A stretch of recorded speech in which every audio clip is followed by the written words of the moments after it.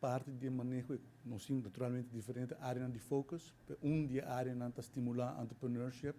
e como está se sabe tradicionalmente, a dor de encorajar pessoas para começar um negócio e o viaja pessoas portar tem ideia, não tem uma ideia comercial, para não sabe como convertir isso aqui em um negócio e é tipo de de workshop na aqui training na mas não tem não tudo rende tal tem oportunidade para vai faz MBA ou faz estúdio que por ajuda não e é tipo de workshop na aqui te ajudar agora para por começar o negócio, como tem melhor tools, melhor preparação. Então, nós está fazendo para diferentes setores, não? Então, nós está viaja aqui nós está enfocar eigenlijk ser feminino, dor que está dentro quadro de celebração de dia de gente mulher, pero nós escolhe vamos pôr tour e área não que nós como governo que estimular, por exemplo, nós faz diferente riba terreno de agricultura. A agricultura comercial nós faz diferente, por exemplo, junto com créditos. Nós faz a maneira a senhora Meyer mencionar, isso na São Nicolás que está para a indústria criativa, para creative, para Orange Economy. Nós faz junto com créditos, nós faz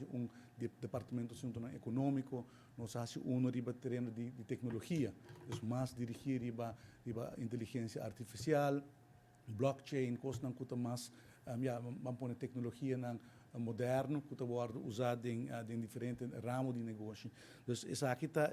tipo de programa não aqui está justamente para estimular ainda não que o portata de trabalho acaba ou portar a pensionar, ou quer algo diferente, ou tacar around com sempre uma ideia para dar não push para não prosseguir training e assim aí chega na lanta na mesmo negócio. Ou portar ainda já começar pero dor que nós está pondo ainda não experto na diferente terreno completamente grátis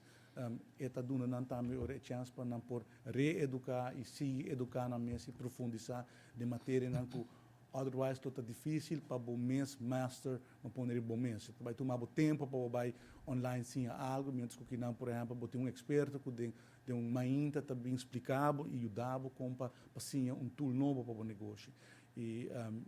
que era algo importante sobre a nossa economia está